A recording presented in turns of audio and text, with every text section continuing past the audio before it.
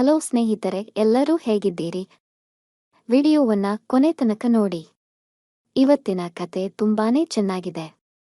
ದಯವಿಟ್ಟು ವಿಡಿಯೋಗೊಂದು ಲೈಕ್ ಕೊಡಿ, ಹಾಗೆ ಸಬ್ಸ್ಕ್ರೈಬ್ ಮಾಡೋಕೋದನ್ನ ಮರಿಬೇಡಿ. ಈಗ ಕತೆನ ಶುರು ಮಾಡೋಣ. ಅವಳ ಹೆಸರು ರಿಯಾ. ನೋಡೋಕೆ ತೆಳ್ಳಗೆ ಬೆಳ್ಳಗೆ ತುಂಬಾ ಚೆನ್ನಾಗಿದ್ದಾಳೆ. ಅವಳಿಗೆ ತಾನು ಡಾಕ್ಟರ್ ಆಗಬೇಕು ಅನ್ನೋದು ತುಂಬಾನೇ ಆಸೆ. ಹಾಗಾಗಿ ಅವಳು ಮೆಡಿಕಲ್ ಓದಿದ್ಲು. ಆದ್ರೆ ಡಾಕ್ಟರ್ ಆಗೋಕೆ ಆಗ್ಲಿಲ್ಲ. ಹಾಗಾಗಿ ಒಂದು ಹಾಸ್ಪಿಟಲಿನಲ್ಲಿ ನರ್ಸಾಗಿ ಕೆಲಸ ಮಾಡ್ತಾಳೆ. ತುಂಬಾನೇ ಒಳ್ಳೆ ಹುಡುಗಿ. ಯಾವುದೇ ಗಂಡಸಿನ ಸಹವಾಸ ಇರಲಿಲ್ಲ. ಕಾಲೇಜು ದಿನಗಳಲ್ಲಿ ತುಂಬಾ ಹುಡುಗರು ಅವಳ ಹಿಂದೆ ಬಿದ್ದಿದ್ರು. ಅವಳು ಕೇರ್ ಮಾಡ್ತಿರ್ಲಿಲ್ಲ. ಅವಳು ಹಾಗೆ ಕಟ್ಟುನಿಟ್ಟಾಗಿ ಇರಲು ಅವಳ ಅಪ್ಪ ಕೃಷ್ಣಮೂರ್ತಿ ಕಾರಣ. ರಿಯಾಳಿಗೆ ಅಪ್ಪ ಅಂದ್ರೆ ತುಂಬಾನೇ ಭಯ. ಆ ಕಾರಣಕ್ಕಾಗಿ ಅವಳು ಯಾವುದೇ ಹುಡುಗರ ಸಹವಾಸಕ್ಕೆ ಹೋಗ್ತಿರ್ಲಿಲ್ಲ. ಮನದಲ್ಲಿ ಬೆಟ್ಟದಷ್ಟು ಆಸೆ ಇದ್ರೂ ಅದನ್ನೆಲ್ಲ ಅಡಗಿಸಿಟ್ಟುಕೊಂಡು ಜೀವನ ನಡೆಸಿದ್ಲು. ಹೀಗಿರುವಾಗ ಒಂದಿನ ಅವಳು ನರ್ಸಾಗಿ ನೇಮಕಾತಿಯಾಗುತ್ತಾಳೆ. ಅಲ್ಲಿ ನಿಶಾ ಅನ್ನೋ ಒಂದು ಹುಡುಗಿ ಅವಳಿಗೆ ಸ್ನೇಹಿತೆಯಾಗುತ್ತಾಳೆ. ಅವರಿಬ್ಬರು ಬರಬರುತ್ತಾ ತುಂಬಾನೇ ಕ್ಲೋಸ್ ಆಗ್ತಾ ಬರ್ತಾರೆ. ಎಷ್ಟು ಕ್ಲೋಸ್ ಅಂದ್ರೆ ರೂಮಲ್ಲಿ ಬಟ್ಟೆ ಬದಲಾಯಿಸುವಾಗ ಒಬ್ಬರನ್ನೊಬ್ಬರು ನೋಡ್ಕೊಂತ ಬಟ್ಟೆ ಚೇಂಜ್ ಮಾಡೋತಾರೆ. ಕೆಲವೊಮ್ಮೆ ನಿಶಾ ರಿಯಾಳಿಗೆ ಸ್ನಾನ ಮಾಡಿಸಿದ್ಲು. ರಿಯಾ ಕೂಡ ನಿಶಾಳಿಗೆ ಸ್ನಾನ ಮಾಡಿಸಿದ್ಲು. ಬರಬರುತ್ತಾ ಇಬ್ಬರೂ ಒಟ್ಟಿಗೆ ಸ್ನಾನ ಮಾಡಿದ್ರು. ಅವರ ಗೆಳೆತನ ಬಿಟ್ಟು ಬಿಡಲಾರದ ಬಂಧವಾಗಿ ಬೆಳೆಯುತ್ತಾ ಹೋಗುತ್ತೆ. ಅವರಿಬ್ಬರ ನಡುವೆ ಪ್ರೀತಿ ಹುಟ್ಟುತ್ತೆ. ಪಕ್ಕದ ಕೋಣೆಯಲ್ಲಿ ಬೇರೆ ಯಾರೂ ಇಲ್ಲದಿರೋದ್ರಿಂದ ಅವರಿಬ್ಬರ ಆಟ ನಡೀತಿರುತ್ತೆ. ಹೀಗ ದಿನಗಳು ಕಳಿತಿದ್ದಂತೆ ನರ್ಸಾಗಿ ಒಬ್ಬ ಹುಡುಗ ಸೇರ್ಕೋತಾನೆ. ಅವನೇ ಗಿರೀಶ್. ಗಿರೀಶ್ ಒಬ್ಬ ಲವಲವಿಕೆಯ ಹುಡುಗ. ಅವನಿಗೆ ಹುಡುಗಿರ ಹುಚ್ಚು ಜೋರಾಗಿತ್ತು. ಅವನು ತನ್ನ ಆಟವನ್ನು 10ನೇ ತರಗತಿಯಲ್ಲಿರುವಾಗ ಆಂಟಿ ಜೊತೆ ಶುರು ಮಾಡಿದ್ದ. ಅಲ್ಲಿಂದ ಇಲ್ಲಿವರೆಗೆ ಅವನು ಮಹಾನ್ ಆಟಗಾರನಾಗಿದ್ದ. ಅವನಿಗೆ ಹುಡುಗಿಯರ ಮನಸ್ಸನ್ನು ಸೆಳೆಯುವುದು ಹೇಗೆ ಅನ್ನೋದು ತುಂಬಾ ಚೆನ್ನಾಗಿ ಗೊತ್ತಿತ್ತು. ಭೇಟಿಯಾದ ಮರುಕ್ಷಣದಿಂದಲೇ ಅವರನ್ನ ಆತ ತುಂಬಾ ಕ್ಲೋಸ್ ಆಗಿ ಮಾಡುತ್ತಿದ್ದ. ಅಷ್ಟೊಂದು ಟ್ಯಾಲೆಂಟೆಡ್ ಆಗಿದ್ದ. ಬರಬರುತ್ತಾ ಗಿರೀಶ್ ರಿಯಾಳಿಗೆ ಹತ್ತಿರವಾಗತೊಡಗಿದ. ಅದನ್ನ ನಿಶಾಳಿಗೆ ಸಹಿಸಿಕೊಳ್ಳೋಕೆ ಆಗಿಲ್ಲ. ಅವಳಿಗೆ ಗಿರೀಶ್ ಮೇಲೆ ತುಂಬಾನೇ ಕೋಪ ಇತ್ತು.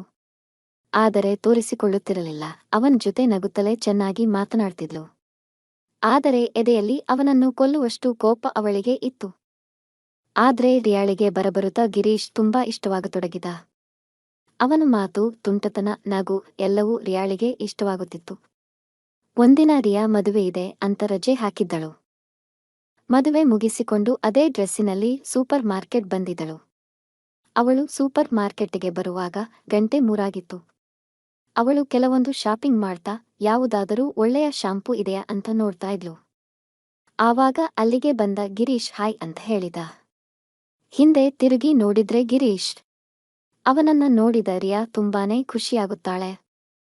ನೀನೇನಿಲ್ಲಿ ಇವತ್ತು ಹಾಸ್ಪಿಟಲ್ಗೆ ಹೋಗಿಲ್ಲ ಅಂತ ಕೇಳ್ತಾಳೆ. ಇಲ್ಲ ಕಣೆ, ನೀನು ರಜೆ ಹಾಕಿದೆ, ಅದಕ್ಕೆ ನನಗೆ ಆಸ್ಪತ್ರೆಗೆ ಹೋಗೋಕೆ ಮನಸ್ಸಾಗಿಲ್ಲ. ಹಾಗಾಗಿ ನಾನೂ ಕೂಡ ರಜೆ ಹಾಕ್ತೀನಿ ಅಂತ ಹೇಳುತ್ತಾನೆ. ಆಗ ಅವರಿಬ್ಬರೂ ಒಬ್ಬರನ್ನೊಬ್ಬರು ನೋಡುತ್ತಾರೆ. ಇಬ್ಬರ ಮುಖದಲ್ಲೂ ನಗು ಇರುತ್ತೆ. ಅವರು ತಮಾಷೆ ಮಾಡ್ಕೊಂಡು ಮಾತಾಡ್ತಾ ಸೂಪರ್ ಮಾರ್ಕೆಟ್ಟಲ್ಲಿ ಸುತ್ತಾಡ್ತಾ ಇರ್ತಾರೆ. ಅಷ್ಟರಲ್ಲಿ ರಿಯಾಳ ಪಕ್ಕದ ಮನೆ ಆಂಟಿಯೊಬ್ರು ಅಲ್ಲಿಗೆ ಬರ್ತಾರೆ. ಅವರನ್ನ ನೋಡಿದ ರಿಯಾ, ಪ್ರೇಮ ಆಂಟಿ ಬಂದ್ರು ಕಣೋ, ಇವರೇನಾದ್ರೂ ನಮ್ಮನ್ನ ನೋಡಿದ್ರೆ ಏನೇನೋ ಹೇಳಿ ಫಿಟ್ಟಿಂಗ್ ಹಾಕ್ತಾರೆ. ನೀನು ಆಚೆ ಹೋಗು, ನಾನು ಈ ಕಡೆಯಿಂದ ಬರ್ತೀನಿ ಅಂತ ಹೇಳಿ ತಳ್ಳೋ ಗಾಡಿನ ತಳ್ಳಿಕೊಂಡು ಆ ಕಡೆಯಿಂದ ಬರ್ತಾಳೆ. ನಂತರ ಅವಳೇ ಆಂಟಿಯನ್ನ ಮಾತಾಡಿಸ್ತಾಳೆ. ಏನ್ ಆಂಟಿ, ಶಾಪಿಂಗ್ ಮಾಡೋಕೆ ಬಂದಿದ್ರಾ ಅಂತ ಕೇಳ್ತಾಳೆ. ಆಗ ಅವರು, ಹೌದು ಕಣೆ, ಕೆಲವೊಂದು ಐಟಂಗಳು ಖಾಲಿಯಾಗಿತ್ತು, ಹಾಗಾಗಿ ಬಂದೆ. ಅದ್ರಿ ನೀನೇನು ಇಲ್ಲಿ ಅಂತ ಆಂಟಿ ಕೇಳ್ತಾರೆ. ಮನೆಗೆ ಮಂತ್ಲಿ ಸಾಮಾನನ್ನು ತಗೊಂಡ್ ಹೋಗೋಕೆ ಬಂದೆ ಅಂತ ಹೇಳಿ, ಸರಿ ಆಂಟಿ ನೀವು ಶಾಪಿಂಗ್ ಮಾಡಿ ಅಂತ ರಿಯಾ ಅವರಿಗೆ ಹೇಳಿ ಅವಳು ಶಾಪಿಂಗ್ ಮಾಡ್ತಾ ಬರ್ತಾಳೆ. ನಂತರ ಗಿರೀಶ್ ಹತ್ತಿರ ಬಂದು, ನಾವಿಲ್ಲದೆ ಮಾತಾಡೋಕೆ ಆಗಲ್ಲ ಕಣೋ, ಮೇಲೆ ಹೋಗೋಣ ಅಂತ ಹೇಳ್ತಾಳೆ. ಅದಕ್ಕೆ ಗಿರೀಶ್ ಒಪ್ಪಿಕೋತಾನೆ.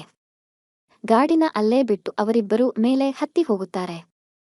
ಮೇಲಿನ ಮಾಳಿಗೆಯಲ್ಲಿ ವಿವಿಧ ಬಗೆಯ ಬಟ್ಟೆಗಳನ್ನು ಇಟ್ಟಿರ್ತಾರೆ.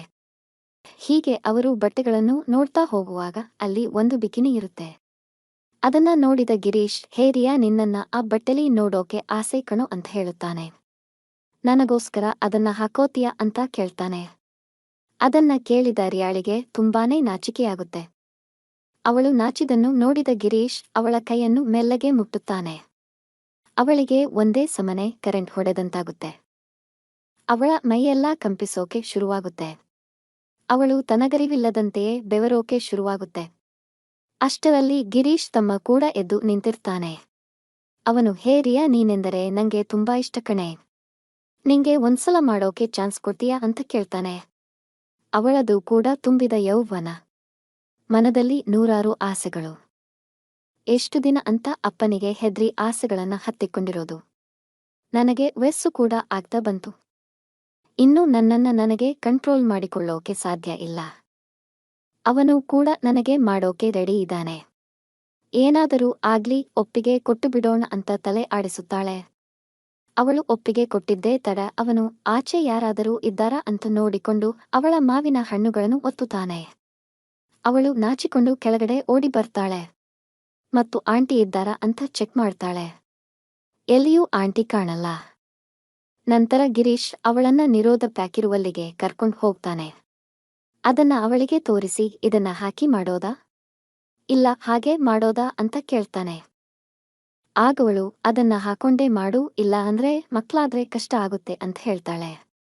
ಪರವಾಗಿಲ್ಲ ಕಣೆ, ನೀನು ಕೂಡ ಬಲೆ ಇದೆಯಾ ಅಂತ ಗಿರೀಶ್ ನಗ್ತಾ ಹೇಳ್ತಾನೆ. ನಂತರ ಒಂದೆರಡು ಪ್ಯಾಕ್ ಅನ್ನು ಅವನು ತಳ್ಳುಗಾಡಿಗೆ ಹಾಕ್ತಾನೆ ಮತ್ತು ಅವಳಿಗೆ ಖುಷಿಯಾಗಲಿ ಅಂತ ಅವಳ ಪೂರ್ತಿ ಬಿಲ್ಲನ್ನು ಅವನೇ ಪೇ ಮಾಡ್ತಾನೆ. ನಂತರ ರಿಯಾ, ನಾನು ಮನೆಗೆ ಹೋಗ್ತೀನಿ ಅಂತ ಬಸ್ನಲ್ಲಿ ಹತ್ತಿ ಮನೆಗೆ ಬರ್ತಾಳೆ. ಅದೇ ಗ್ಯಾಪಲ್ಲಿ ಮತ್ತೆ ಪುನಃ ಸೂಪರ್ ಮಾರ್ಕೆಟ್ಟಿಗೆ ಬಂದ ಗಿರೀಶ್ ಅಲ್ಲಿ ಮತ್ತೊಂದು ಹುಡುಗಿಯನ್ನ ಕಾಳು ಹಾಕೋತಾನೆ ಮತ್ತು ಅವಳನ್ನು ಕರ್ಕೊಂಡು ತನ್ನ ರೂಮ್ಗೆ ಹೋಗ್ತಾನೆ. ಅಲ್ಲಿ ಅವಳನ್ನು ಸರಿಯಾಗಿ ಯೂಸ್ ಮಾಡ್ಕೋತಾನೆ. ತನಗೆ ತೃಪ್ತಿಯಾದ ಮೇಲೆ ಅವಳನ್ನ ಮನೆಗೆ ಕಳಿಸ್ತಾನೆ. ಸ್ವಲ್ಪ ಹೊತ್ತಿನ ನಂತರ ಅವನಿಗೆ ರಿಯಾಳ ನೆನಪಾಗುತ್ತೆ.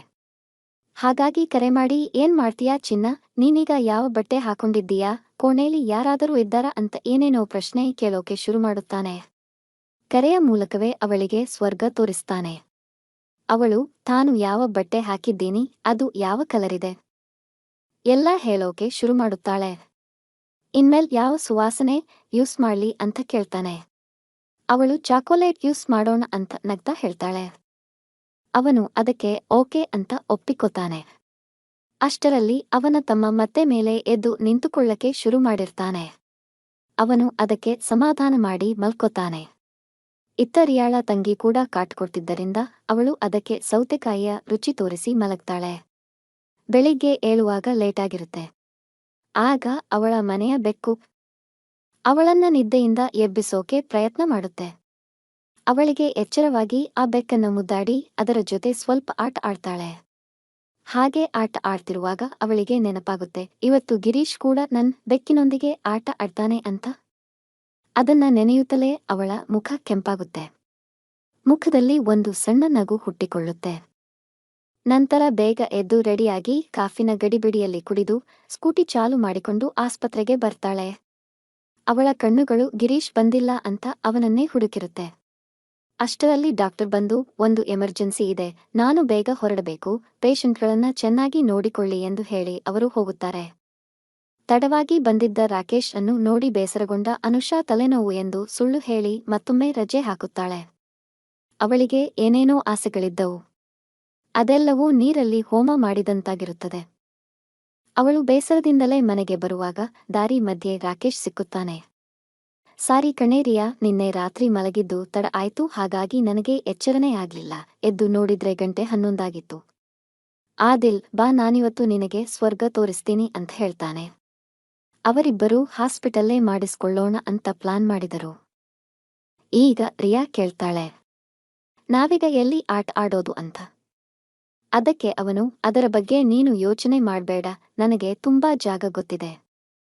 ಬೇರೆಲ್ಲಿಗೂ ಹೋಗೋದು ಬೇಡ, ನಮ್ಮ ಕೋಣೆಗೆ ಹೋಗೋಣ. ಅಲ್ಲಿಗೆ ಯಾರೂ ಬರಲ್ಲ, ನಮ್ಮನ್ನು ಡಿಸ್ಟರ್ಬ್ ಮಾಡಲು ಯಾರೂ ಇರಲ್ಲ, ನಮಗೆ ಹೇಗೆ ಬೇಕೋ ಹಾಗೆ ಇರಬಹುದು ಅಂತಾನೆ. ಅವಳು ಕೂಡ ತುದಿಗಾಲಿನಲ್ಲಿ ಇರುತ್ತಾಳೆ.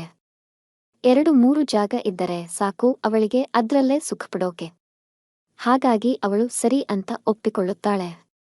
ಸ್ವಲ್ಪ ಸಮಯದ ನಂತರ ಅವರಿಬ್ಬರೂ ಕೋಣೆಗೆ ಬರುತ್ತಾರೆ. ಬಂದಾಗ ಪಕ್ಕದ ಕೋಣೆಯಲ್ಲಿ ಯಾವುದೋ ಹುಡುಗಿ ನರಳುತ್ತಿರುವ ಸ್ವರ ಕೇಳಿಸುತ್ತದೆ.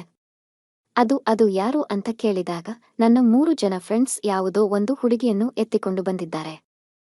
ಈಗ ಅವಳ ಜೊತೆ ಆಟ ಆಡುತ್ತಿದ್ದಾರೆ, ಅದು ಕೂಡ ಗುಂಪಿನಲ್ಲಿ.